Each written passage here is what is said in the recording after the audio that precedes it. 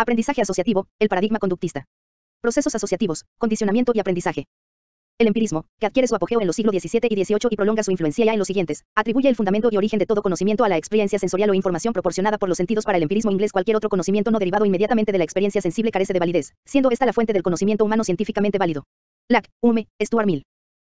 Locke, siglo XVII, rechaza los supuestos de las ideas innatas del racionalismo, sus axiomas lógicos, afirmando que lo decisivo son las sensaciones que se producen en la experiencia con los objetos. Las cualidades de estos son de dos clases: cualidades primarias, extensión, figura, magnitud, posición, reposo o movimiento, perceptibles por varios sentidos, cuyas representaciones son las únicas que poseen valor objetivo. Las cualidades secundarias, colores, sonidos, olores, etc., que dan lugar a la reacción de un sentido estimulado desde el exterior, son meramente subjetivas. Ideas es el nombre que Locke emplea para designar el conocimiento. Las ideas simples o particulares representan las cualidades sensibles de los objetos, obteniéndose en un acto de sensación. Esta comporta una modificación mínima de la mente que, al ser advertida por el sujeto, produce una experiencia interna o reflexión. Las ideas compuestas o generales son derivadas, formándose por asociaciones de sensaciones entre sí y de las sensaciones con las reflexiones, según el principio de la asociación de ideas. Hume, siglo XVIII, distingue dos tipos de fenómenos psíquicos. Las impresiones son estados primarios que se experimentan al ver, oír, tocar, etc. o vivencia de los propios actos o estados, constituyendo los verdaderos datos objetivos, efecto inmediato de la experiencia y verdadero modo de captación de la realidad. Las ideas derivan de las impresiones, siendo meras copias de aquellas, idénticas en su contenido, aunque disminuidas en su vivacidad. Su valor objetivo viene dado por la posibilidad de reducirlas a las impresiones de que derivan. Para Hume hay un principio de conexión entre las ideas, tal que unas introducen a otras en su aparición en la memoria, con cierto método y regularidad. Como precedente de determinadas concepciones del aprendizaje desarrolladas en siglo XX, parece conveniente resumir las principales ideas del empirismo. Los objetos constituyen constelaciones de cualidades sensoriales, forma, tamaño, color, sabor y textura, etc., como en el caso de una naranja. Las ideas acerca del mundo derivan de las sensaciones o impresiones sensoriales que se combinan y transforman conforme a las leyes de la asociación. Recuperadas del gran Aristóteles. El conocimiento es fruto de la experiencia sensorial y experiencia interna, que permite la formación de ideas a partir de las imágenes proporcionadas por los sentidos, siguiendo las leyes de la asociación, como mecanismo básico del aprendizaje. Se aprende asociando lo que tiende a ocurrir junto, en el tiempo o en el espacio, ley de la contiguidad, lo que es similar, ley de la semejanza, y también lo disparo que contrasta, ley del contraste. Después se añadirán otros principios o leyes complementarias como las de frecuencia o intensidad. La mente es como un papel en blanco, tabla rasa, donde van imprimiendo sus huellas las impresiones procedentes del mundo externo, como copias de las cosas, lo que supone un sujeto de índole receptiva o pasiva en la adquisición del conocimiento, particularmente de las ideas simples o primeros elementos del pensamiento. El objeto de estudio es la mente, mentalismo, utilizando el método de la introspección o inspección interior de la conciencia, en que el propio sujeto analiza el flujo y pautas de la experiencia consciente, los procesos mentales y sus elementos simples. Se pretende descubrir la estructura de la conciencia mediante el análisis de sus contenidos y atributos, a partir de la sensación, describiendo sus propiedades, como intensidad, duración, etc. La distinción de las ideas por su complejidad en simples y compuestas, análogamente a la composición de los cuerpos, dio lugar a lo que más tarde Stuart Mill consideró una especie de química mental, quedando la vida mental reducida a un atomismo sensista. Destacando el innegable valor de la experiencia como fuente en la adquisición del conocimiento, los empiristas postulan que la experiencia sensorial constituye el fundamento de todo conocimiento, aunque aluden también a experiencia interna que implica actos mentales de asociación, imaginación, memoria, etc. El empirismo crítico o moderado admitirá que algún esquema o cuadro conceptual ejerce un cierto control y dirección del pensamiento. Una fuerte crítica al asociacionismo, ya en la primera parte del siglo XX, proviene del gestaltismo o psicología de la forma, que puso de relieve la índole configurativa, holística o global de la percepción y el aprendizaje por insight, como comprensión súbita. Asimismo señala que la conducta humana incluye propósitos o intencionalidades y que en los procesos psíquicos hay una dirección, regida por el pensamiento. Sucesivas teorías del aprendizaje se han ocupado, de un modo u otro, de muchos de los factores del aprendizaje presentes en el asociacionismo, como la naturaleza, el grado o intensidad de las asociaciones, su diferenciación o distinción en la experiencia original, la frecuencia o repeticiones, duración en el tiempo, etc., con abundante investigación experimental y distintas interpretaciones. Bauer, 2000. La teoría del condicionamiento en el aprendizaje, sustituyendo asociación de ideas por asociación de estímulos y respuestas, representa la continuación de la tradición asociacionista y constituye la teoría del aprendizaje predominante en la primera mitad del siglo XX. Esos estudios del condicionamiento clásico o pavloviano y el condicionamiento instrumental u operante, como tipos de aprendizaje asociativo, se basan en el análisis de estructuras y procesos simples de aprendizaje, considerados comunes a especies animales superiores, incluido el humano. Dogman, 2003. El condicionamiento pavloviano clásico.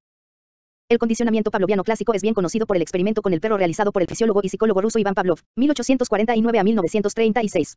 En su ya clásico estudio de las relaciones entre estímulos y reacciones glandulares, de tipo reflejo, que se producen en el proceso de la digestión, comprobó que el animal segregaba abundante saliva simplemente con la percepción visual del alimento. Descubrió que, si se presentaba un estímulo indiferente o neutro, un sonido, inmediatamente antes del alimento, tras varias presentaciones de este emparejamiento, el sonido terminaba provocando secreción de saliva. Un estímulo previamente neutro o indiferente respecto de la salivación, como la percepción auditiva de un sonido, terminaba produciendo la respuesta salivar. A diferencia del reflejo natural, innato o incondicionado, a este fenómeno lo denominó reflejo condicionado, considerándolo una excitación psíquica. En esencia, el animal había aprendido que a un determinado suceso seguía otro suceso específico. En su descripción más simple, se tiene el estímulo no condicionado o incondicionado, y ahí, constituido por el alimento cuya degustación provoca automáticamente la salivación, como respuesta refleja o incondicionada, ahí.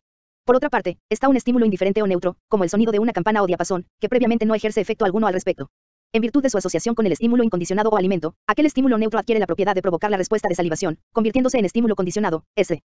La reacción o respuesta producida por este estímulo condicionado, similar a la respuesta refleja, se denomina correlativamente respuesta condicionada, RC. Estas son las cuatro principales variables del condicionamiento clásico. Tarpi, 1999. Al principio se consideró que ese emparejamiento reiterado bastaba, por sí solo, para generar una asociación, por contiguidad temporal, del nuevo estímulo, S, con el antiguo estímulo, IAI, de modo que la aparición de aquel suscitaba una respuesta similar, RC, a la producida por el estímulo incondicionado, RI. Como se recordará, la ley de asociación por contiguidad, en el tiempo o el espacio, era una idea ya presente en la teoría asociacionista de siglos anteriores, empirismo inglés. Investigaciones posteriores demostraron que la contiguidad o coocurrencia de los sucesos es una condición necesaria, pero no suficiente, para este tipo de aprendizaje por condicionamiento, lo cual se analizará después. Como resultado de la conexión asociativa, S, y ahí, un sonido llega a producir y hallar la salivación. En virtud de tal experiencia, se aprende a dar una respuesta específica ante la aparición del estímulo condicionado. Constituye, pues, una forma de aprendizaje elemental, eminentemente reactivo o pasivo, tratándose de una conducta meramente respondiente. El sonido, S, vaticina o predice la presencia del alimento, tal que ese estímulo condicionado actúa como señal predictiva o indicio anticipatorio de la aparición o presencia de un estímulo incondicionado, y ahí, muy relevante para el sujeto. La asociación implícita, inconsciente, de hechos que tienden a suceder juntos, tal que a determinados estímulos subsiguen ciertos sucesos, constituye el modo más elemental de aprendizaje, pero, de gran valor informativo y adaptativo, muy frecuente en la vida cotidiana. Ya desde la cuna el niño aprende a anticipar o predecir determinados sucesos relevantes asociando la voz de la madre a ciertas situaciones satisfactorias. Más tarde aprenderá que el llanto, o ciertos gritos, le sirven para acceder a determinadas situaciones. Por supuesto, constituye el inferior nivel de aprendizaje, compartido con los animales. Naturalmente, dista bastante del alto nivel de aprendizaje específicamente humano, pero resulta de vital importancia para el individuo y base para aprendizajes ulteriores. Pero, constituye una forma real de aprendizaje. Parodiando la expresión atribuida a Galileo, e pur se aprendizaje. Particularmente los niños pequeños aprenden muchas pequeñas cosas, aunque vitales, mediante condicionamiento pavloviano o clásico. En el aprendizaje por condicionamiento clásico se producen una serie de procesos comunes y bien descritos denominados leyes o principios básicos del condicionamiento, concernientes a la adquisición y la extinción. A la adquisición corresponde la llamada curva desacelerativa del aprendizaje, según la cual el aprendizaje progresa rápidamente al comienzo, de modo acumulativo, hasta alcanzar un punto en que se estabiliza, en la denominada meseta de aprendizaje, llegando la curva a su valor asintótico. Un interesante fenómeno ha sido objeto de sucesivos análisis. Se trata de que lo adquirido y supuestamente extinguido, tras un largo periodo temporal, reaparece o se recupera espontáneamente, por lo que la nueva curva de adquisición no parte de cero. Se produce, pues, un ahorro en la adquisición, lo cual se corresponde con los conocidos hallazgos en el aprendizaje y retención de sílabas sin sentido del alemán H. Ebbinghaus 1885. Según el principio de extinción, si el estímulo condicionado, sonido, aparece reiteradamente en forma aislada o independientemente del estímulo incondicionado, alimento, entonces la respuesta condicionada tiende a declinar rápidamente, disminuyendo después más lentamente la pendiente de la curva, hasta que se produce su extinción, equivalente a un proceso de inhibición, frecuentemente utilizado en los procedimientos de modificación de la conducta. Si una persona ha aprendido o adquirido miedo a viajar en avión, a subir en ascensor, a la presencia de una araña, etc., afortunadamente esos miedos o fobias pueden ser extinguidos, justamente mediante condicionamiento, descondicionamiento. Por otra parte, según el principio de generalización, diversos estímulos similares al estímulo condicionado original, campana, diapasón, timbre, silbido, etc., adquieren la propiedad de producir la misma respuesta condicionada. La generalización de estímulos basada en sus propiedades físicas se llama generalización primaria de estímulos. Se muestra, por ejemplo, en la respuesta a la gran variedad de bocinas de los vehículos a motor. Cualquiera que sea su sonido, al ser percibido próximo a la espalda, la persona dará un salto hacia un lado. El ser humano también puede dar una misma respuesta condicionada a estímulos carentes de propiedades físicas similares al original, pero semejantes en cuanto a su valor simbólico o significado, a lo que se denomina generalización secundaria. Así ocurre, por ejemplo, al oír toro y novillo, aunque no coro, subyaciendo un condicionamiento semántico. El denominado condicionamiento de orden superior se produce cuando un estímulo condicionado, S1, bien consolidado en la producción de la correspondiente respuesta, se asocia con un estímulo nuevo, S2, de tal modo que este segundo suscita la misma respuesta. Según el principio de diferenciación, muy importante en el aprendizaje y procesos adaptativos, el sujeto responde diferencialmente a estímulos, con la discriminación o especificación de ellos. Por ejemplo, el niño pequeño que llama papá a todos los varones que entran en su campo de percepción, pronto alcanza la necesaria diferenciación y utiliza apropiadamente la palabra. El tipo más común de condicionamiento clásico es el condicionamiento excitatorio. En este se aprende que al estímulo condicionado le sigue el estímulo incondicionado, provocando una respuesta condicionada. A su vez, se producen dos subtipos. Uno es el condicionamiento apetitivo, que se caracteriza esencialmente porque el estímulo incondicionado es agradable o satisfactorio. Otro es el condicionamiento de defensa, estudiado por el ruso Bekhterev, que se caracteriza porque el estímulo incondicionado es aversivo, que el organismo tratará de evitar. En el condicionamiento inhibitorio se aprende que al estímulo condicionado no le seguirá el estímulo incondicionado, por lo que difícilmente provocará una respuesta y en caso de que produzca, será opuesta a aquella, provocando su extinción. Desde la formulación de Pavlov hasta nuestros días, se han realizado sucesivas investigaciones, poniendo de manifiesto que el aprendizaje asociativo por condicionamiento es menos simple de lo que inicialmente se suponía, surgiendo explicaciones más complejas y precisas, particularmente a nivel del aprendiz humano. Además de la simple contiguidad o la coocurrencia, SEI, intervienen otros factores, como el tipo de estímulo incondicionado, predisposición, motivación, experiencia previa respecto de ciertos estímulos, pero, de modo muy especial el valor informativo que el estímulo condicionado tiene para el sujeto. Galestel, 2000. En el aprendizaje por condicionamiento pavloviano, además de la contiguidad o coocurrencia, es necesaria la existencia de correlación positiva entre estímulo neutro y estímulo incondicionado. Este debe aparecer con más frecuencia en presencia del estímulo neutro, condicionado, que en su ausencia. La coocurrencia debe ser más probable que la no coocurrencia, la relación excitatoria más probable que la inhibitoria. Esto es, el suceso precedente posee un valor informativo que incrementa la capacidad predictiva respecto al suceso que subsigue. Es, pues, desischiva la información implícita sobre la probabilidad de que al estímulo incondicionado siga al estímulo condicionado, en relación con la probabilidad de que este último aparezca solo, en ausencia del primero. En virtud de esta relación de contingencia, más allá de la mera coocurrencia, el estímulo condicionado informa sobre la ocurrencia del estímulo incondicionado.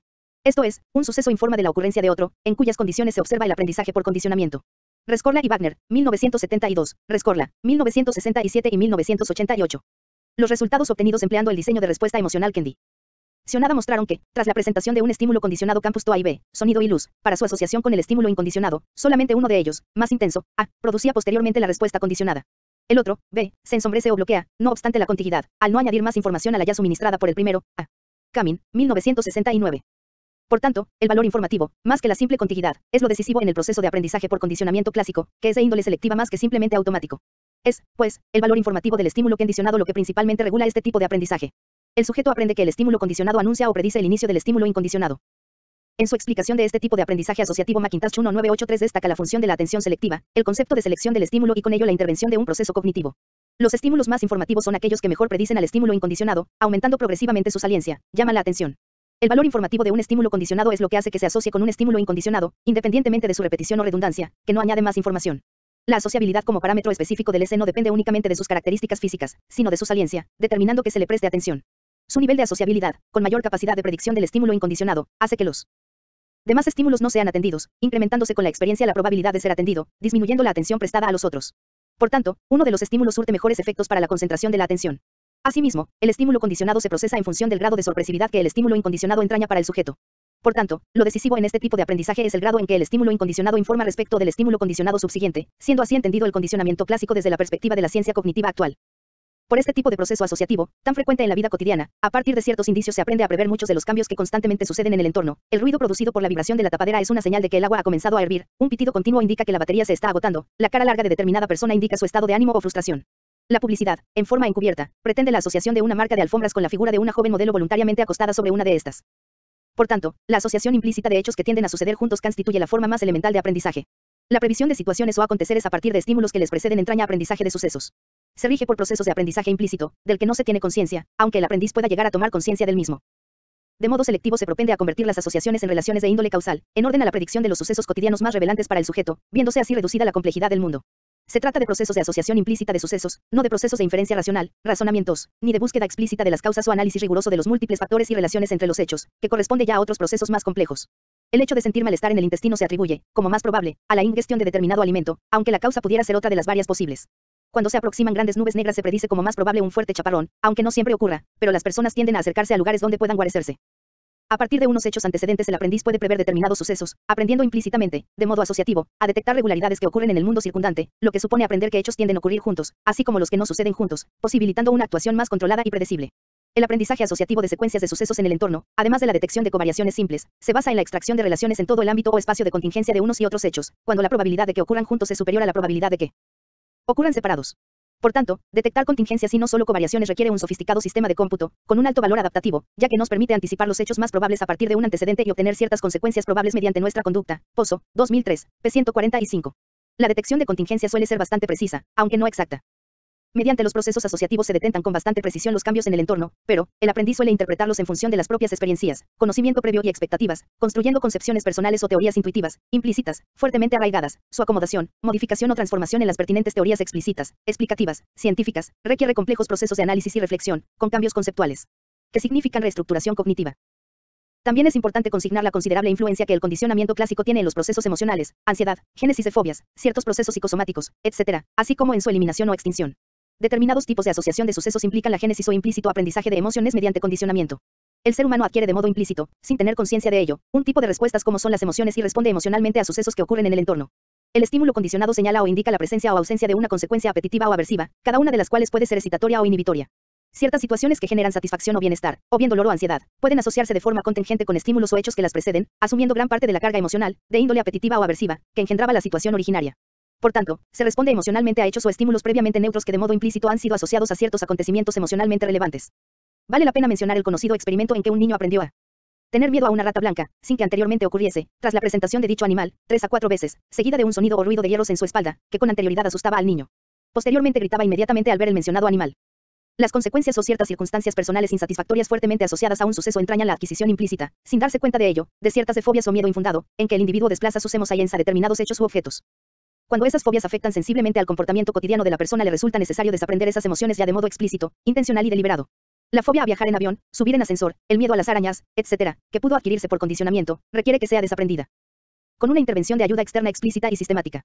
La disgregación de la asociación previamente establecida entre un suceso y otro requiere un proceso de modificación de la conducta emocional que incluye factores propios del aprendizaje condicionado y también componentes cognitivos vinculados al procesamiento de la información, concerniente al análisis de la situación, las ideas del sujeto respecto de sí mismo y su propia evaluación. Por ejemplo, respecto del rechazo al ascensor, se emplea una combinación de técnicas de relajación e imágenes guiadas, con el entrenamiento de la persona mediante un proceso de desensibilización sistemática, para lograr un estado de relajación, antagónico con la ansiedad precedente. En este nuevo estado sucesivamente se introducen estímulos, situaciones o imágenes más próximos a la precedente situación, entrar en una pequeña habitación con otras personas y luego solo, después, entrar en un ascensor acompañado y luego solo, etc. hasta el hecho mismo de entrar en el ascensor con control de la ansiedad, de modo que la respuesta emocional termine extinguiéndose. Muchas conductas neuróticas debidas a miedo aprendido inconscientemente por condicionamiento, pueden eliminarse por extinción de tal condicionamiento. Hay incluso evidencias de que el sistema inmune responde a los principios del condicionamiento reduciéndolo o elevándolo. Por tanto, ha surgido una nueva área de estudio interdisciplinar, la psiconeuroinmunología. Kiecolt Glaser y otros, 1998. Los actuales enfoques de condicionamiento van desde los modelos esencialmente biológicos a los modelos conexionistas de aprendizaje, en el marco del paradigma cognitivo, basados en las propiedades de las redes neurales. Hawkins y Bauer, 1989, Hallis, 1997. En resumen, el aprendizaje por condicionamiento no depende del número de veces del emparejamiento entre S e I, sino de que el primero sea informativo con respecto al segundo. Este tipo de aprendizaje muestra, pues, características o propiedades que pueden encontrarse en un sistema de procesamiento de la información. En todo caso, el condicionamiento clásico continúa siendo fundamentalmente importante para nuestra comprensión del aprendizaje. Medin, Ross y McMahon, 2001, p. 65. A continuación se analiza un tipo de aprendizaje algo más complejo, que es el condicionamiento instrumental. Después, a lo largo del libro, se analizarán los complejos procesos cognitivos en el aprendizaje. Condicionamiento instrumental en el aprendizaje.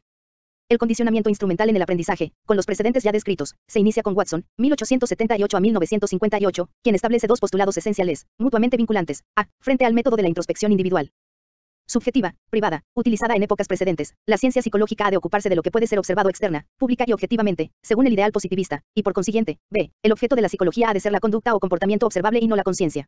Para Watson todo lo que no responda a estos postulados son elucubraciones o especulaciones fantasiosas carentes de valor científico. En esta perspectiva, la mente constituye una caja negra a la que no es posible acceder. Por tanto, el objeto de investigación es la conducta y el método consistirá en la observación detallada de la conducta manifiesta de los individuos, animales o personas, negando validez a la introspección como método de estudio de fenómenos psíquicos. Como agudamente indica Tres Palacios, el paradigma conductista va a nacer, pues, dentro de asociacionismo, pero, en contra del mentalismo. La psicología cognitiva va a nacer volviendo al mentalismo, pero, fuera del asociacionismo. Fes. Tres Palacios, 2004, p. 17. Como oportunamente señaló el profesor Yela 1980, el conductismo presenta un corpus coherente de ideas científicas con las que logra ofrecer una explicación de la conducta, según su delimitado objeto de estudio, empleando asimismo una metodología de investigación congruente con los principios y la índole de los problemas planteados, pertinente para la obtención de resultados científicamente válidos y fiables. Los principios fundamentales y fundantes del paradigma conductista son, el asociacionismo, referido a asociaciones entre estímulos y respuestas, como los elementos más simples de la conducta, explicada por cadenas de asociaciones, el mecanicismo, según el cual las diferencias entre conductas elementales y complejas son meramente cuantitativas, sin que existan otras cualitativamente superiores, los supuestos del evolucionismo, en el sentido de que las leyes generales del comportamiento rigen tanto para los animales, particularmente de las especies superiores, como para el animal humano, el positivismo, según el cual la ciencia solo puede ocuparse de hechos positivos, latín, positum, puestos, observables por todos los científicos y explicados por otros hechos positivos. Por tanto, se descarta todo aquello que no cumpla tales condiciones de los hechos científicos. Según el conductismo original, los hechos o fenómenos que cumplen esas condiciones son los estímulos y las respuestas, por lo que toda conducta se explica en términos de estímulos físicos y respuestas motóricas, en el contexto del entorno físico y social.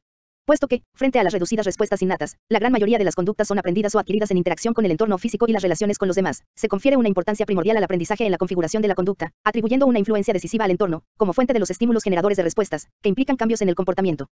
El tipo de aprendizaje analizado en el paradigma del conductismo obedece al modelo de relación asociativa estímulo-respuesta, ER. Dicho de otro modo, que la respuesta es función del estímulo R igual a F, E. Respecto del condicionamiento clásico o pavloviano, caracterizado por la linealidad de la conducta respondiente, el condicionamiento instrumental caracterizado por la conducta operante, entraña mayor complejidad, al entrar en juego una circularidad del tipo estímulo-respuesta-consecuencias, con un permanente bucle de feedback o retroalimentación. Análogamente a la investigación médica, se comienza con experimentos sobre el comportamiento de los animales, extendiéndolos después al comportamiento del animal humano. El aprendizaje por ensayo y error constituye una forma básica de aprendizaje, según Edward L. Thorndike, 1874 a 1949. Esto es, en una situación determinada se llevan a cabo sucesivos intentos, pruebas o comportamientos hasta que con uno de ellos se logra el acierto, solución o éxito. Como tal, entraña efectos satisfactorios o positivos, en cuya virtud queda fijado ese acto específico, eliminándose los restantes comportamientos. El comportamiento o respuesta, asociada a dicha situación, propenderá a repetirse. Esto es, en función de sus consecuencias unos comportamientos son fijados o aprendidos y otros son eliminados, por lo que su denominación bien podría ser la de aprendizaje por intentos errores acierto. En su Animal Intelligence 1911 Thorndike formula su famosa ley del efecto según la cual, en igualdad de circunstancias, entre las varias respuestas emitidas por un organismo ante una misma situación, aquellas que van acompañadas o seguidas de cerca por un efecto satisfactorio, se conectarán más firmemente con la situación, de manera que cuando ésta se presente nuevamente habrá mayor probabilidad de que se emita la misma respuesta o comportamiento. En cambio, las respuestas acompañadas o seguidas de inmediato por una insatisfacción o malestar producirán una debilitación de sus conexiones con la respectiva situación, de manera que cuando ésta se presente nuevamente disminuirá la probabilidad de aquellas respuestas. Por tanto, el mayor fortalecimiento o la debilitación de la conexión es una función de la consecuencia satisfactoria o insatisfactoria respectivamente. Esta primera formulación de la ley del efecto quedó reducida únicamente a su primera parte, ya que el efecto de la recompensa no es simétrico al efecto de la sanción o castigo, pues la intensidad asociativa de la primera supera a la potencia de debilitación del segundo, aparte de los posibles efectos secundarios, indeseables, que supone.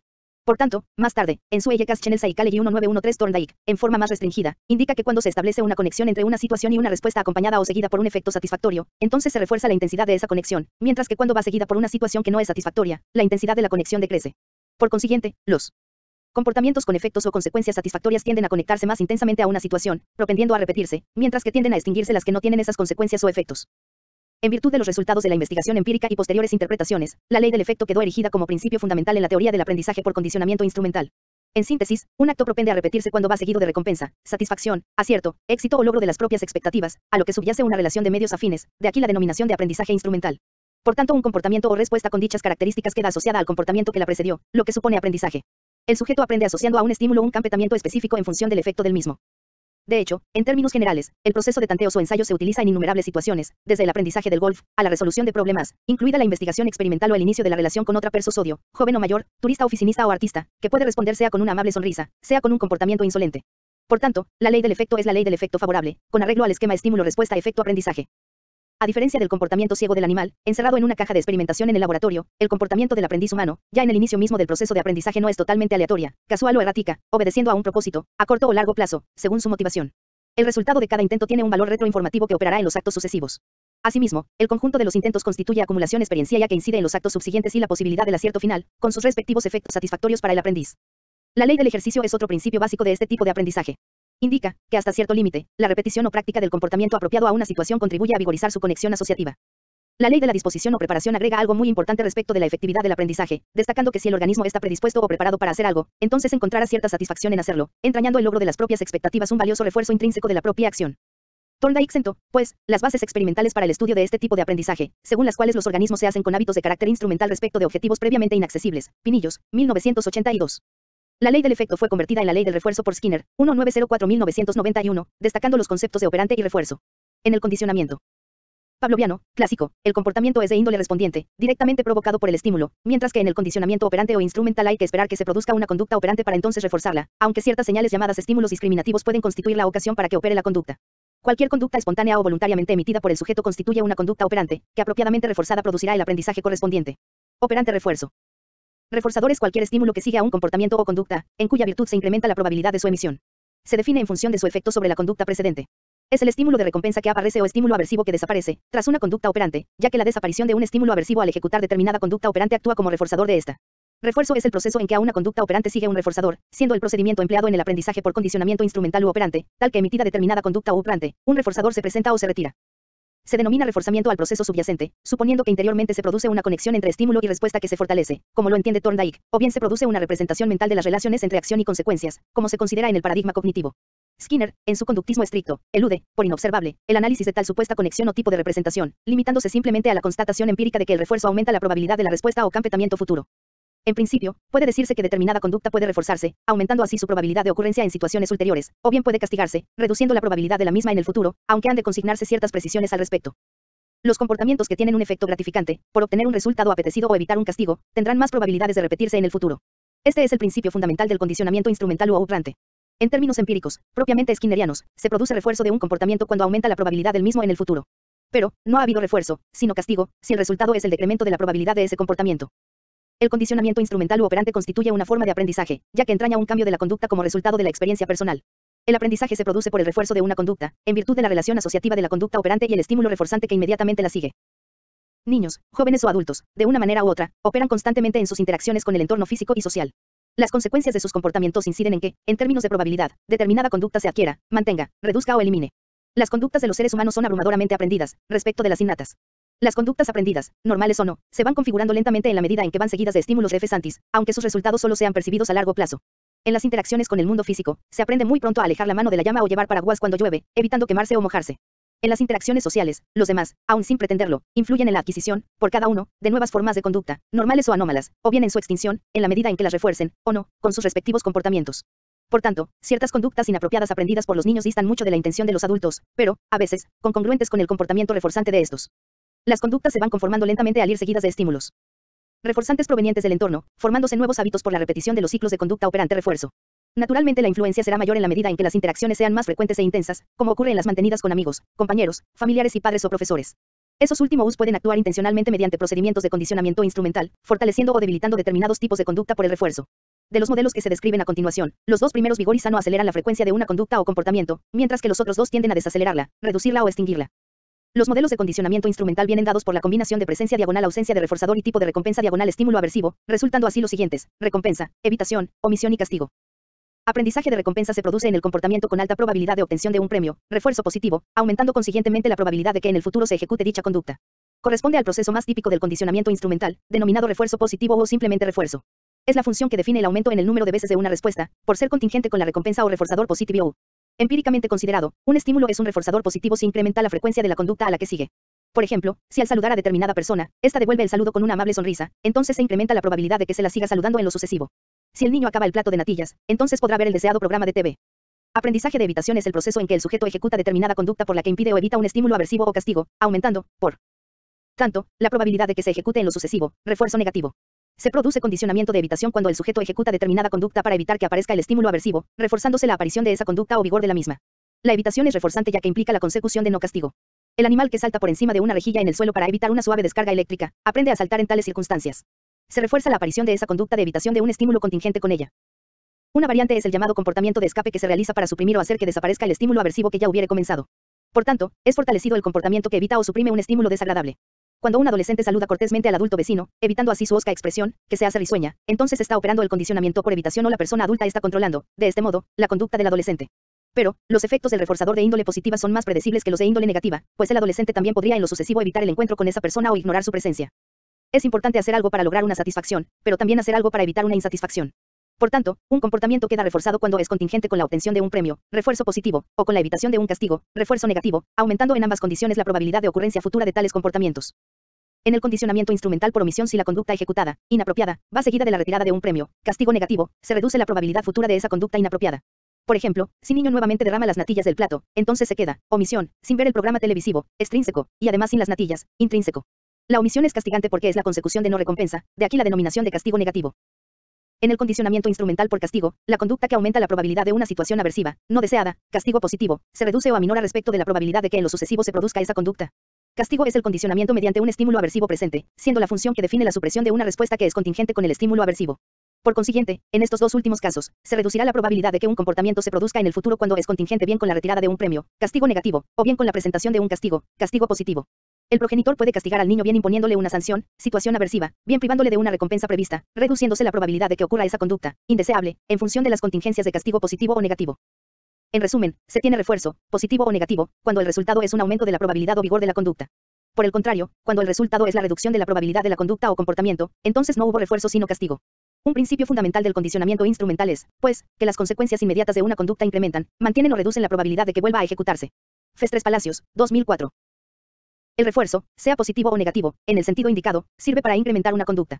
Sin embargo, el refuerzo positivo es el procedimiento más efectivo y seguro, circunscribiéndose más directamente a la conducta a la que sigue, por lo que ha de considerarse prioritario sobre el de índole negativa. El apropiado refuerzo positivo inmediato es, pues, el modo más efectivo de incrementar la frecuencia ya de una conducta, ya que fortalece la conducta a la que sigue o genera conductas que perduran, presentando notoria resistencia a la extinción. Se generaliza a nuevas situaciones o contextos y muestra lo que debe hacerse, siendo, por tanto, de índole constructiva. Si se pretende el incremento de determinado comportamiento del aprendiz, como la efectiva realización diaria de las tareas de ortografía y se utiliza el refuerzo negativo, riñéndole cuando se demora, puede ocurrir que el aprendiz trate simplemente de evitar la desagradable reprensión, concentrando su atención en la realización de la tarea ortográfica y concluyéndola en el tiempo debido. Pero, también puede ocurrir que se limite a coger el lápiz y mirar a su escrito, solicitando piar o ento permiso para ir a los servicios, siendo, por tanto, más difícil predecir la conducta y efectos secundarios. La conducta resultará fortalecida, en todo caso, si en la realización de la tarea o la conclusión de la misma se aplica un refuerzo positivo, como el elogio o alabanza. Asimismo, si el niño saluda a determinada persona y ésta le devuelve el saludo con una amable sonrisa, entonces es altamente probable que el niño la siga saludando en lo sucesivo. Hacen su contrario, si la persona saludada no responde al saludo del joven, descenderá la probabilidad de que éste la salude en el futuro. Cuando una conducta es ignorada, sin que del entorno surja respuesta a algo, sodio a la misma, ausencia de refuerzo, tenderá a decaer, hasta su extinción. Ignorar una conducta inapropiada constituye un procedimiento para reducir la probabilidad de su ocurrencia futura. Resulta especialmente efectivo cuando se utiliza combinado con el refuerzo positivo de la conducta alternativa apropiada. No reforzándola, la conducta indeseable se debilita, al tiempo que se refuerza positiva y consistentemente la conducta alternativa deseada, siendo el refuerzo positivo, en alto grado, un principio esencial en la modificación de la conducta. El estímulo desagradable, aversivo, que sigue inmediatamente a determinada conducta tiende a su inhibición. Esta también puede resultar de la desaparición o sustracción de algo valioso para el sujeto, como ocurre con la detracción de puntos, o de euros, por infracciones de las normas de circulación. Un estímulo es un inhibidor cuando tiende a generar un descenso de la frecuencia de la conducta a la que sigue. Pero, repárese en que el inhibidor debilita la conducta a la que sigue, pero, no refuerza la apropiada conducta alternativa, si no se utiliza simultáneamente el refuerzo positivo. No se otorgan más puntos, o euros, a quien se atiene estrictamente a las normas de tráfico durante un largo periodo de tiempo, de acuerdo con un programa de refuerzo positivo. La inhibición de la conducta indeseable en forma punitiva, particularmente con el castigo frecuente o intenso, a veces, puede producir efectos secundarios no deseados, generalmente de índole emocional como miedo, ira o deseos de venganza, conllevando complejos problemas, unos conocidos y otros supuestos. El castigo enseña cómo no actuar, pero no enseña cómo actuar, no siendo, pues, constructivo. Ya Thorndike había advertido que el castigo es asimétrico al refuerzo. Los refuerzos primarios poseen una potencia reforzante natural. Los refuerzos secundarios la poseen en virtud de su asociación a un refuerzo primario, siendo refuerzos adquiridos, como ocurre con los de carácter social. Que un mismo refuerzo secundario, como la aprobación social, sea generalizable, actuando como refuerzo respecto de diversos tipos de conductas o comportamientos, constituye un valioso instrumento en el moldeamiento de la conducta. La atención del adulto, progenitor o profesor, es un potente reforzador. También puede serlo la atención de los compañeros, que generalmente trata de atraer el escolar disruptivo. Pero, es frecuente que la atención paterna o docente tienda a concentrarse más en las conductas indeseadas que en las apropiadas, por lo que aquellas resultan reforzadas, sin serlo estas. Por consiguiente es necesario cambiar las contingencias, de modo que la atención del adulto siga a la conducta disade, ignorando, hasta cierto límite, la indeseada. Particularmente requieren mayor atención reforzante justamente aquellos aprendices cuya conducta es menos estable y persistente en sus actividades de aprendizaje o menos frecuentes los éxitos de sus resultados. Es necesario, pues, aprovechar aquellas pocas o singulares situaciones de una conducta apropiada, persistencia en la actividad, finalización de la tarea, escucha atenta, ausencia de disrupciones, así como los resultados apropiados, incluso aproximados, para su refuerzo positivo de índole social, con expresiones de ánimo o elogio, en línea de progresivas aproximas a comportamientos y resultados del aprendizaje sucesivamente mejorados, con efectos favorables para la autoestima del aprendiz y la motivación en general. Un refuerzo social de índole afectiva puede resultar suficiente, incrementando la probabilidad de un adecuado comportamiento o actividad futura, especialmente cuando el problema son las carencias afectivas, de cuya reducción no parece haber indicios en la estructura social actual. Como se ha señalado con toda claridad, desde su formulación por Thorndike, se advirtió que la ley del efecto era en realidad una ley de afecto, con A inicial, Pinillos, 1982, p. 313. En definitiva, se trata del empleo de reforzadores múltiples y variados, atendiendo a las pequeñeces, variando incluso la expresión de los elogios, bien, muy aceptable, estupendo, mejor que ayer, magnífico, etc. Tiene especial relevancia el cambio de actitudes o conductas habituales de progenitor o docente, sustituyéndolas por la predisposición, respecto de la conducta del aprendiz, a pillarle haciendo algo bien, para su inmediato refuerzo positivo. Tanto la conducta social apropiada como el comportamiento académico efectivo pueden incrementarse si son adecuadamente reforzados. Generalmente, el aprendiz con un problema grave de conducta también suele mostrar un bajo nivel de rendimiento académico. Difícilmente se mejora este segundo sin resolver el primero. En este pequeño matiz no suelen reparar aquellos que se lanzan a teorizar sobre los superiores procesos mentales en el aprendizaje, la magnificencia de la motivación intrínseca, las altas intencionalidades formativas de la institución escolar y la excelencia en los resultados. Una situación típica es la del buen estudiante que ha terminado la tarea. En una situación de privación de estímulos y atención docente, es probable que haga algo, levantarse, ruido, etc., atrayendo la atención de algún compañero y estableciendo cierto tipo de comunicación verbal o no verbal, sonrisas, gestos, etc., que implica un refuerzo positivo, pero, generando una disrupción en el aula. El efecto de demora en el refuerzo ha sido reiteradamente evidenciado, poniendo de manifiesto que su efectividad depende, en gran medida, de su inmediatez y consistencia. Tanto en lo concerniente al comportamiento social como en el ámbito específico del progreso académico, la demora en el refuerzo entraña la pérdida de sus efectos favorables, por debilitamiento de lo aprendido, pérdida del interés suscitado por los problemas surgidos en el estudio o esfuerzos en la realización de la tarea. Pero, de una manera especial, la demora influye en los importantes efectos de retroinformación o información confirmativa del acierto o bien sobre el error para su inmediata rectificación, cuyo retraso puede influir negativamente en el aprendizaje subsiguiente. La demora reduce el valor de la motivación intrínseca inherente a los resultados alcanzados, valiosos por sí mismos. Desligadas de esas funciones, las habituales calificaciones escolares pasan a constituir un tipo de motivación extrínseca, meramente externa. La efectividad del aprendizaje requiere, pues, información de retorno respecto de los resultados de la actividad tan pronto como sea posible. Cuando la deseable corrección individualizada no es posible, puede suplirse parcialmente con otros procedimientos, como la corrección colectiva dirigida por el docente o el intercambio de las realizaciones entre los alumnos, en el marco de un aprendizaje cooperativo o grupal. Rivas, 2002. Por otra parte, retomando lo expuesto sobre modelos de condicionamiento instrumental, en lo concerniente a la modificación de conductas específicas, el refuerzo continuo de cada comportamiento, apropiado, no resulta necesario, ni conveniente para la formación y mantenimiento del hábito. La investigación ha puesto de relieve que resulta más efectivo y viable el refuerzo parcial, tras determinado número de respuestas o ciertos periodos de cierto tiempo. Los programas de refuerzo parcial empleados en el condicionamiento instrumental difieren en cuanto a las pautas, ritmos o frecuencia relativa según las cuales se suministran los refuerzos, recompensas o estímulos aversivos que influirán en la actuación de aprendiz. El reforzador se suministra intermitentemente en función de los parámetros de tiempo o número de respuestas, resultando 4 tipos de programa más básicos. Un programa de intervalo fijo es aquel en que el refuerzo se suministra conforme a un periodo temporal fijado. El programa de intervalo fijo de 10 minutos, if 10, indica que ese es el tiempo que transcurra entre un refuerzo y el siguiente. El resultado de este tipo de programa es un aumento de la tasa de respuestas hacia el final del intervalo, ya que el sujeto aprende cuando el nuevo refuerzo está disponible. Un programa de intervalo variable sigue una pauta consistente en suministrar el refuerzo según un intervalo temporal de duración aleatoria, aunque con un promedio o media determinada. Así, un programa de intervalo variable con una media de 8, 4, 8, significa que el intervalo medio entre dos refuerzos es de 8 minutos, que puede variar, aunque manteniendo el promedio. Al aprendiz no le resulta posible averiguar el momento preciso del refuerzo, manteniéndose constante la tasa de respuesta, aunque relativamente baja. El programa de razón fija obedece a una pauta en que el refuerzo de las respuestas o comportamientos se realiza de manera regular conforme a un índice de razón, independiente del tiempo. El sujeto recibe un reforzador por cada n respuestas. El programa de refuerzo, PR4, indica que se suministra el refuerzo cada 4 respuestas. En realidad, el propio aprendiz determina la frecuencia de la recompensa, manifestándose su efecto en el aumento de la velocidad en la emisión de las respuestas.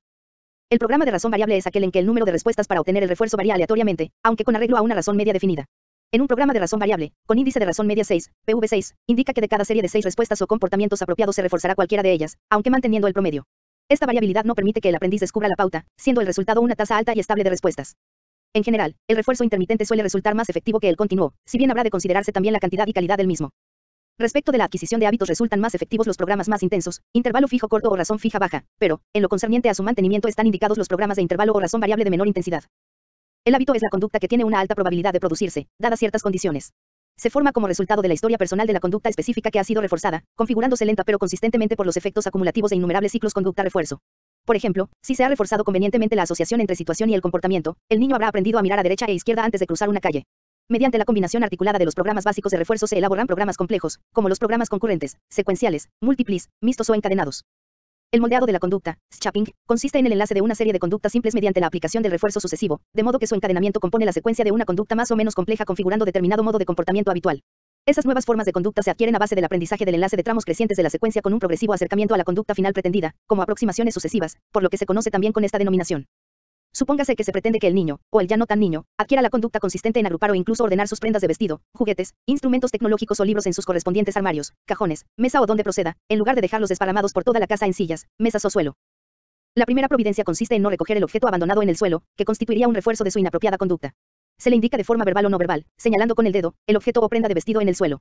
A la acción de recogerla sigue una leve recompensa verbal o gestual.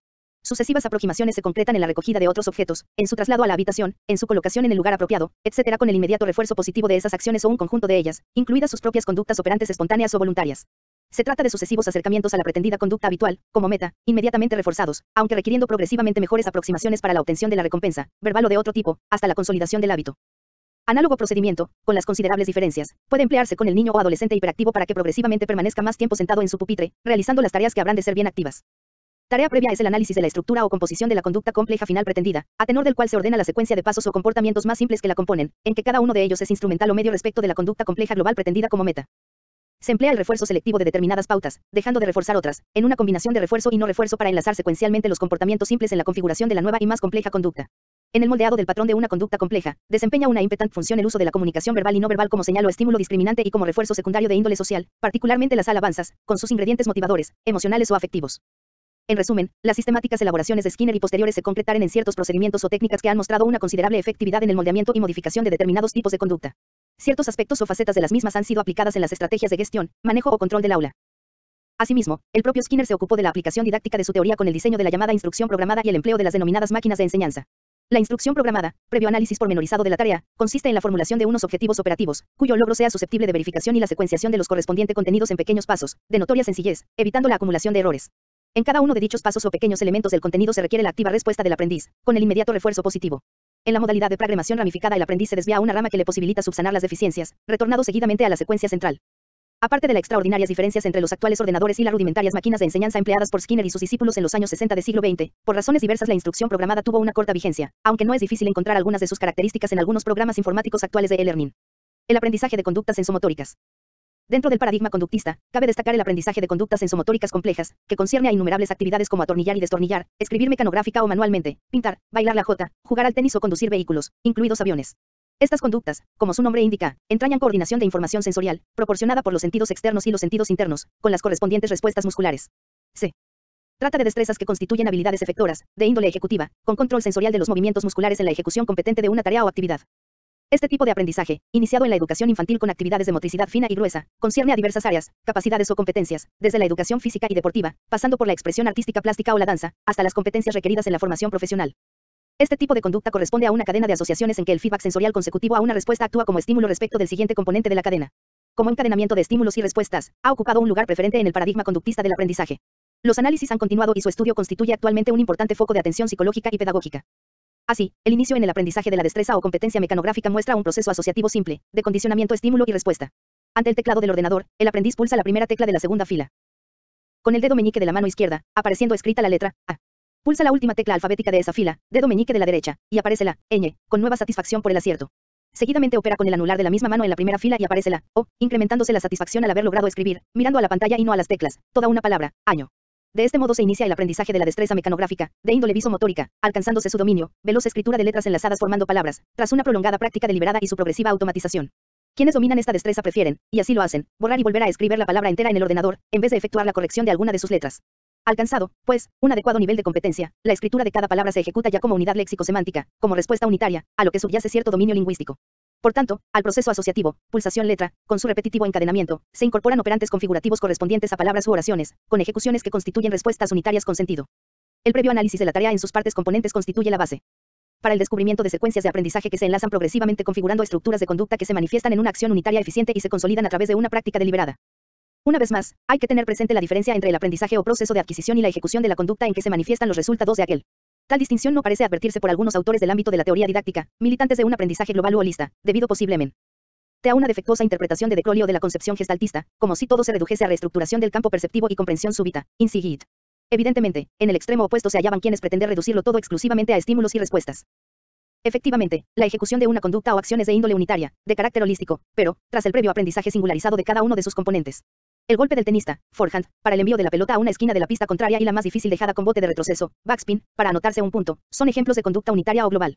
Más, previo aprendizaje singularizado de sus componentes, empuñar la raqueta convenientemente, girar la muñeca en el momento oportuno, regular velocidad y desplazamiento del brazo, etc., coordinando los movimientos del cuerpo en su conjunto. Si el aprendiz de tenis pretendiese, desde el inicio, hacerlo todo, en forma global u holista, lo más probable es que ni siquiera logre el contacto de la raqueta con la pelota. Se trata, pues, de combinar distintos elementos componentes en la secuencia de ejecución de una conducta unitaria o global. Las conductas componentes singularmente aprendidas, se enlazan e integran en una ejecución unitaria, tras una práctica deliberada bien distribuida en el tiempo. Por otra parte, el tenista recibe constantemente información sensorial, visual, de las líneas que delimitan la pista, posición del adversario, movimiento de la pelota, etc., e información auditiva del impacto sobre la pelota de la raqueta del oponente, información estereoceptiva. Asimismo, recibe las propias sensaciones musculares, posición, equilibrio, etc., información propioceptiva. Todo ese conjunto de elementos se integra configurando la acción. En el proceso de aprendizaje y mejora de la ejecución es decisiva la retroinformación del resultado de cada una de las acciones.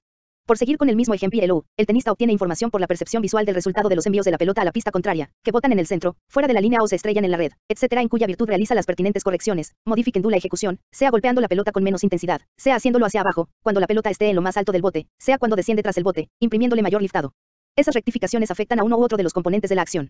En este caso, la ejecución automatizada se sustituye por el consciente análisis e intencional aprendizaje del correspondiente componente singularizado de la destreza, pudiendo comportar el desaprendizaje de un componente defectuosamente ejecutado y un reaprendizaje más apropiado, en el que no están ausentes ensayos, errores y acierto final, con sus efectos de refuerzo de naturaleza intrínseca. Si no dominase a un cierto componente de la destreza, habrá de aprenderse de modo específico. Por el contrario, si, como aprendiz, no obtuviese retroinformación por haberse borrado la línea de fondo o el sol lo impidiese, no sería posible la regulación de la ejecución y aprendizaje efectivo con la inmediata corrección de los errores. Por consiguiente, la información de retorno, específica e inmediata, de los resultados de la acción constituye un factor crucial en el proceso de aprendizaje de cualquier tipo. Cuando el resultado es positivo y satisfactorio, este tipo de refuerzo constituye factor de motivación intrínseca, aparte de la motivación extrínseca por los elogios del entrenador o los aplausos del público si lo hubiese, refuerzo social. El aprendizaje y competente ejecución de conductas mecanográficas, tenísticas y tantas otras, implican coordinación de información sensorial y respuestas de índole muscular. Tal información sensorial es suministrada por los sentidos externos, mediante la percepción visual, auditiva o táctil, información estereoceptiva, y por la proveniente de los sentidos internos, como el sistema muscular, información propioceptiva. Ese flujo retroactivo de la información proporcionada por dichos procesos sensoriales resulta esencial en la gradual configuración de las conductas sensomotrices a través de la experiencia personal. Rosenbaum, 1991. En la conducta sensomotriz los patrones o pautas musculares están reguladas de forma muy fina por un flujo de referencias, de modo que los movimientos se ajustan constantemente a la información suministrada por los sentidos externos y las sensaciones musculares. Los factores regulativos incluyen coordinación psicomotriz de movimientos musculares finos, coordinación de movimientos gruesos de los miembros, seguridad de los mismos, agilidad de muñeca, manos y dedos, ajustes motóricos respecto de objetos en movimiento, control del ritmo y tiempo de reacción, que se combinan en función de la ejercitación o práctica específica, a cuyo perfeccionamiento y consolidación contribuyen también ciertos procesos de nivel cognitivo. Fleischmann y Parker, 1962, Fitz y Posner, 1967, Ruiz, 1994. Este tipo de aprendizaje implica procesos asociativos de condicionamiento, ensayos con errores y acierto, refuerzos, imitación, reajustes de atención y percepción, propósitos o intencionalidad, integrando múltiples ingredientes, incluidos componentes cognitivos. Pero, obviamente, no se realiza mediante complejas inferencias y razonamientos, imprescindibles, eso sí, en otro tipo de aprendizaje. En procesos de aprendizaje complejo de competencias sensomotóricas, el aprendiz humano combina e integra procesos asociativos simples con otros de nivel superior, teñidos de pensamiento, inherentes a la acción humana. El tenista diestro en ejecutar mecánicamente golpes de gran precisión, además de esta técnica, emplea ciertas tácticas y estrategias, conforme a su conocimiento y experiencia, alternando tiros de diverso tipo, en dirección, altura del bote, etc., buscando que resulten impredicables para el adversario. Puede planear la ejecución reiterada de golpes cruzados, renunciando a puntos fáciles, perdiendo incluso el primer set, a cambio de cansar al oponente, particularmente cuando sea persona ya madura, para luego ganar los dos sets restantes y con ello el partido. Asimismo, el cirujano, diestro en el uso del bisturí, en su intervención quirúrgica evoca sus conocimientos de anatomía, fisiología, patología, etc., en función de los cuales utiliza el bisturí apropiadamente. Por otra parte, a medida que se incrementa el dominio de la destreza, configurando respuestas unitarias de índole global, este tipo de conductas se automatizan, permitiendo liberar energía psíquica para concentrarla en procesos cognitivos superiores, sea tenista, electricista, piloto o cirujano. Un principio general del aprendizaje, unánimemente aceptado, es el concerniente a la distribución de la práctica en el tiempo. Frente a la práctica masiva y fatigosamente acumulada en un corto periodo temporal, resulta más efectiva la distribuida en un más prolongado periodo temporal, en sesiones breves, intercalando descansos momentáneos, hasta la relativa consolidación de lo aprendido. El rendimiento mejora rápidamente al comienzo, haciéndose progresivamente más lento a lo largo de la práctica, aunque siempre puede lograrse mejora con más práctica. Expertos pianistas, violinistas o tenistas, entre otros, persisten en la práctica cotidiana. Aún los grandes campeones deportivos de tenis, golf, etc., disponen de maestros o entrenadores, coach, que les proporcionan un sutil feedback para la corrección de defectos y mejora continua. Sin embargo, como señala con ironía G. Bauer, curiosamente tan intenso entrenamiento no ocurre en las disciplinas académicas, como matemáticas o psicología. Bauer, 2000, p8. En esos altos niveles de dominio, ciertas facetas de las destrezas corresponden a un aprendizaje implícito, no consciente, generalmente inaccesible a la introspección de la conciencia y más allá de la capacidad de verbalización o descripción detallada por el experto, sea músico o deportista. Aprendizaje por observación, modelo e imitación. El denominado aprendizaje por observación, por imitación, vicario, social, mediante modelos o modelado es de gran relevancia por las innumerables adquisiciones que, implícita o explícitamente, el aprendiz humano realiza de ese modo, así como por la frecuencia del mismo. Su análisis pone de relieve las limitaciones del aprendizaje por condicionamiento, aunque alguno de sus principios también resulte vigente en este tipo de aprendizaje, aunque entendido de forma distinta. En este contexto, modelo significa simplemente aquello que es objeto de imitación, sin connotación valorativa o axiológica alguna. Se puede imitar modelos admirables o detestables. Mediante la observación del comportamiento de otras personas, el aprendiz humano adquiere nuevas formas de comportamiento y modela la propia conducta, sin que, a diferencia de lo postulado por el conductismo, resulte necesaria la efectiva repetición de una respuesta asociada a un estímulo, ni la experiencia personal del efecto o consecuencias de un comportamiento específico. Así, el niño que percibe el daño sufrido por otro con el manejo indebido del cuchillo, asocia tal suceso y sus consecuencias, aprendiendo a predecir las consecuencias del inadecuado uso de los cuchillos, sin necesidad de ejecutar por sí mismo una conducta operante de esa clase. La conducta del primer niño, incluidos sus efectos o consecuencias, ha sido el modelo de observación del segundo. Es bien conocido el dicho popular de aprender en cabeza ajena, científicamente denominado aprendizaje vicario. En el aprendizaje vicario, menor que vicarium, latín, sustituto o suplente, el comportamiento observado en otro sustituye o suple, como antecedente, la propia experiencia ya individual. Esa experiencia vicaria o sustitutiva puede resultar suficiente para el aprendizaje. A este mismo principio obedecen los procesos de aprendizaje social o adquisición de formas de conducta, normas y hábitos sociales. En el devenir de la vida, unos aprenden de otros, implícita o explícitamente, una multiplicidad de patrones de comportamiento, en virtud de la observación e imitación de modelos de conducta. Pelechano, 1980. Como indica Bandure 1982, cuando se trata de conductas simples, la asociación conducta-refuerzo constituye un eficiente medio de regulación, modificación, cambio o consolidación, particularmente en contextos muy delimitados, como ocurre con el aprendizaje del manejo de los cubiertos en el domicilio o comedor escolar. Pero, resultaría extraordinariamente lento e inabarcable esperar a que se emita cada conducta operante para reforzarla, suministrando sucesivamente estímulos de efecto satisfactorio respecto de cada uno de los componentes de conductas complejas. Conforme a la capacidad perceptiva e imitativa de que dispone el ser humano, la mayoría de esas conductas se adquieren precisamente percibiendo como otros las ejecutan, con sus consecuencias o efectos, efecto vicario. Las personas aprenden, pues, mediante las propias experiencias personales o actividades que realizan individualmente, respondiendo a determinados estímulos, pero, también aprenden observando lo que otro hace y cómo lo hace, bastando, en ciertas ocasiones, con verlo una sola vez. Por consiguiente, el autor mencionado sostiene que, en la adquisición de conductas sociales relativamente complejas, lo viable y efectivo es el aprendizaje por observación e imitación de modelos, modelado. Asimismo, se adquieren nuevas formas de comportamiento de base perceptivo-motórica mediante observación diagonal imitación de la conducta de otra persona en innumerables situaciones y contextos, domicilio, escuela, taller, terreno deportivo, etc. Se manifiesta ya desde el inicio del aprendizaje, con la imitación del modo de coger las tijeras, el lápiz, la raqueta, el escoplo o la lima. El aprendiz observa y secuencias de movimientos en el comportamiento específico de otra persona socio, familiar, amigo, maestro o experto. Subsecuentemente trata de imitarle en la propia ejecución personal, con el mayor ajuste posible. Los procesos de observación diagonal imitación operan en el aprendizaje de la lengua vernácula y de idiomas extranjeros, en las prácticas del laboratorio de ciencias y hasta en la activación de emociones. Uno se emociona al observar a otro emocionado. Por tanto, este tipo de aprendizaje se realiza con notoria frecuencia en una amplia gama de situaciones educativas, que van desde las actividades de educación física, pasando por las artes plásticas o musicales, hasta el aprendizaje lingüístico, oral y escrito, en general. Es oportuno mencionar el documentado discurso de ingreso en la RAE, a su regreso a España, del profesor Gil y Gaya 1961, Imitación y creación en el habla infantil. El aprendizaje por imitación, inicialmente ignorado por el conductismo, trató luego de explicarlo según los principios de contiguidad y refuerzo, considerados pronto insuficientes, entre otros, por Bandure. Este psicólogo norteamericano, iniciado en el paradigma conductista, con especial influencia de Hull, evolucionó científicamente hasta terminar plenamente enmarcado en el paradigma cognitivo. A él se deben esclarecedores hallazgos en sus investigaciones experimentales y reputadas elaboraciones teóricas, por lo que son frecuentes la referencia a las mismas. Para el autor mencionado, la conducta está regulada, en notable medida, por las consecuencias de la misma, tal que los comportamientos que conllevan recompensa tienden a repetirse, mientras que propenden a eliminarse los que no son recompensados o son castigados. Evidentemente, estos enunciados corresponden a un principio esencial del aprendizaje instrumental u operante, ya descrito en páginas precedentes. Pero, su explicación de la incidencia en el aprendizaje difiere de la específicamente skinneriana, pues, entiende que las consecuencias de la conducta influyen en esta no únicamente por el automático fortalecimiento de la respuesta, sino principalmente por su valor informativo y la funcionalidad del incentivo. La influencia en la conducta de los efectos o consecuencias de la respuesta es de índole antecedente, en la medida en que generan expectativas respecto de resultados o consecuencias en futuras situaciones semejantes. Por consiguiente, es la función predictiva de las consecuencias lo que esencialmente influye en el control de la conducta. Esto es, más que las contingencias reales del entorno, son las representaciones cognitivas el fundamento de su explicación científica, con lo que se sitúa en el marco del paradigma cognitivo. Bandure, 1982. En el aprendizaje de nuevas formas de comportamiento por observación diagonal a IMI. Lógicamente se distinguen dos facetas o vertientes, la observación del modelo y la ejecución reproductora del mismo espontánea o voluntariamente. Ciertas variables o factores son comunes a ambas facetas, pero, otros difieren de una a otra. A la observación o aprendizaje inicial subyacen procesos adquisitivos que median en la subsiguiente reproducción de la correlativa conducta, aunque sin provocarla directa y necesariamente. Un joven puede concentrar su atención en la observación, como modelo, de cierto deportista que logra frecuentes triples en baloncesto, obteniendo ciertas representaciones mentales y realizando incluso ciertas inferencias al respecto, pero, puede ocurrir que nunca intente imitarle con el propio comportamiento efectivo. En consecuencia, al no cerrar el ciclo de este tipo de aprendizaje, no adquiere el modo de conducta, más o menos ajustada al modelo. Las imágenes y representaciones mentales adquiridas en la atenta observación de la conducta del modelo pueden guiar el comportamiento del aprendiz. Más, para completar el aprendizaje, ha de seguir la ejecución de la conducta imitable, en la que ya se requiere el refuerzo de la misma para su fijación o consolidación, como señala Bandure, retomando, respecto de la fase de ejecución, el principio conductista de refuerzo de la conducta.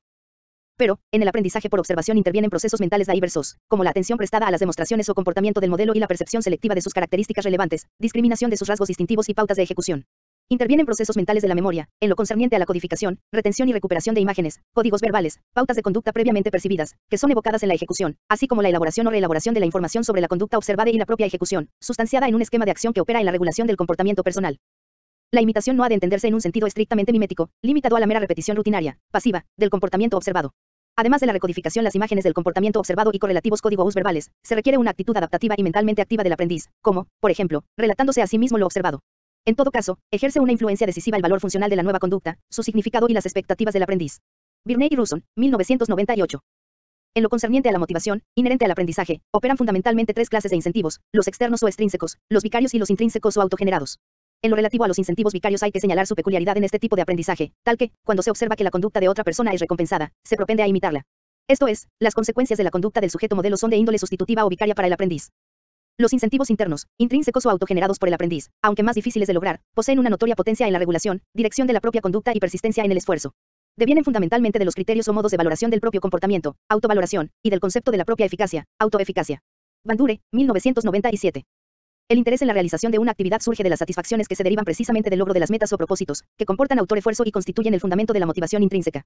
Confieren significado a la tarea y contribuyen a facilitar la dirección de la propia conducta respecto de metas, más allá de la inmediatez y el corto plazo.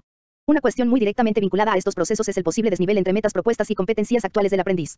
Si los objetivos son fáciles, pueden generar desinterés, mientras que si las metas superan la posibilidad de logro resultarán desalentadoras y los infecundos esfuerzos realizados pueden resultar nocivos. De aquí la decisiva importancia de metas moderadamente difíciles, pero asequibles, cuyo logro entraña satisfacciones personales para el aprendiz e impulsan la persistencia en el esfuerzo. El aprendizaje social constituye un tipo específico de aprendizaje vicario por el que se adquieren normas de conducta, hábitos, representaciones, habilidades y actitudes sociales, como dimensión del modelado por observación diagonal imitación de nuevas formas o modelos de conducta social, no explicable únicamente por condicionamiento. En el proceso de socialización se van generando concepciones personales o teorías sociales implícitas, que pueden requerir un ulterior cambio conceptual. Rodrigo y otros, 1993. Niños y adolescentes imitan a otros de sus mismas edades o mayores en distintos aspectos directamente observados, así como los presentados por el cine y la televisión, que en el mundo contemporáneo se añaden a los tradicionales modelos cercanos, presentados en la familia, la escuela o la calle. También jóvenes y personas adultas observan e imitan una amplia gama de modelos de tipos, categorías y valores de distinto signo. Torres y Conde, 1994. La observación de modelos susceptibles de imitación o modelado puede operar en el aprendizaje de conductas deseables de índole prosocial, altruistas o solidarias, pero también en la adquisición de conductas de índole antisocial, indeseables, violentas o agresivas. El aprendizaje por observación puede servir para inhibir conductas indeseables, al observar que a las mismas siguen estímulos aversivos o son castigadas. Pero, las conductas violentas inhibidas también pueden ser desinhibidas o propiciadas cuando el niño o joven observa que otros las emplean con éxito. como señala Bandure, decisivo en el aprendizaje por observación es la función de información sobre distintos tipos de conducta posibles y sobre los efectos o consecuencias de cada una. Los medios audiovisuales presentan modelos de conducta y patrones de comportamiento con propensión a que sean imitadas aquellas conductas socialmente recompensadas, en virtud del refuerzo vicario, operando asimismo procesos de identificación con el modelo. También se ha comprobado que los niños no solo imitan los concretos o específicos modelos violentos de comportamientos que observan, sino que además los generalizan o transfieren a situaciones y formas de conducta no específicamente observadas. Bandure, 1962, Bandure, Ross y Ross, 1963, Bandure, 1973, Bandure, 1982. El predominio de la vida urbana, la expansión de los medios audiovisuales e incremento de su influencia camina paralelamente a la disminución de la tradicional. Influencia de la familia en el aprendizaje social. Asimismo, la escuela, a la que aquel traspasa las funciones que es incapaz de cumplir, se verá obligada a servirse de las potencialidades de esos medios, películas, cortometrajes, documentales, etc., en lugar de seguir operando con los suyos tradicionales, insuficientes para contrarrestar la capacidad de aquellos. La teoría del aprendizaje social de Bandure se fundamenta en procesos de reciprocidad triádica entre ambiente, conducta y factores personales, tal que la conducta depende del ambiente y de las condiciones personales, entrecruzándose constantemente las influencias recíprocas entre las tres entidades. Contextos rígidos o condiciones ambientales muy restrictivas fuerzan determinados comportamientos, mientras que en contextos más flexibles, con presiones débiles, predominan los factores personales en la autorregulación y dirección de la conducta del aprendiz como sujeto activo, previsor, reflexivo y propositivo. El análisis precedente del aprendizaje por observación diagonal imitación podría haberse incluido en el epígrafe siguiente. Sin embargo, por razones didácticas respecto de la secuencia de la exposición, se ha considerado más conveniente incluirlo al final de este, ilustrando el tránsito del paradigma conductista al cognitivo, de lo que constituye una buena muestra la evolución científica de Bandure, como la de otros muchos. Iniciado en el conductismo, se sitúa progresivamente en el marco del cognitivismo actual, tal que su teoría del aprendizaje social se convierte en su teoría social cognitiva. Bandure, 1987. El conductismo estricto de Skinner, congruente con sus propios fundamentos epistemológicos y metodológicos, había excluido el análisis de los procesos de la mente y con ello la dimensión consciente del psiquismo humano. A diferencia del ateo que niega la existencia divina, el agnóstico solo sostiene la imposibilidad de su conocimiento. Análogamente, el conductismo estricto, Watson, Skinner, se muestra agnóstico respecto del conocimiento de la mente y sus procesos, particularmente mediante la introspección. Pero, pronto algunos psicólogos conductistas comenzaron a introducir variables intermedias entre los estímulos, variables independientes, y las respuestas comportamentales, variables dependientes, lo que suponía admitir que, además del estímulo, también el organismo influye en la respuesta. Aparece, pues, una extensa y variada corriente neoconductista que concibe la conducta según el esquema estímulo-organismo-respuesta, EOR, o bien, la respuesta como función del estímulo y del organismo R igual a F, EO. Aunque Joule incluye conceptos concernientes a procesos intermedios o mediadores, no directamente observables, destaca Ettleman 1932 con su teoría de la conducta propositiva, resaltando que el aprendiz actúa con arreglo a un propósito, intencionalidad u objetivo que pretende alcanzar. Calificado como neogestaltista por algunos, otros consideran a Tolman como un claro precedente de la psicología cognitiva. Tolman considera que lo sustancial en el aprendizaje es la percepción de relaciones entre estímulos y no precisamente la mera conexión entre estímulos y respuestas. Un organismo adquiere por observación el mapa cognitivo de un recorrido, como un laberinto, aunque para la ejecución necesite un estímulo que impulse al sujeto a ejecutar el recorrido, actualizando y poniendo en práctica lo aprendido en la percepción de las relaciones. En definitiva, las variables intermedias se convertirán en objeto de análisis, haciéndose predominante el estudio de los procesos de la mente y búsqueda de explicaciones cognitivas de la conducta, aunque manteniendo el ejemplar rigor metodológico del conductismo. Ya en la primera parte del siglo XX, la psicología de la Gestalt, configuración, forma, había destacado la primacía y prioridad del todo sobre las partes o elementos en el proceso perceptivo, con el fenómeno de la reorganización mental del campo perceptivo, así como el fenómeno del descubrimiento súbito, insight, en la solución de un problema. En el conocido experimento de Kohler en Tenerife, este verificó cómo el chimpancé en un momento dado, súbitamente procedía a empalmar dos cañas para alcanzar un plátano, poniendo de manifiesto las interrelaciones entre procesamiento, estímulos percibidos o elementos informativos y el comportamiento pertinente. Aunque el paradigma conductista ha sido desplazado por el paradigma cognitivo, sigue siendo un modelo muy relevante para la comprensión del aprendizaje humano. No en vano ha sido el intento más sistemático y pertinaz de elaborar una teoría psicológica del aprendizaje. Pozo, 2003, p. 55. En síntesis, mientras que el asociacionismo conductista se ocupó de los actos de conducta, el cognitivismo se ocupa de los procesos mentales, de la cognición y proyección en la acción, de los procesos del pensamiento y de la acción humana, que se describen en los capítulos siguientes. El paradigma cognitivo, la construcción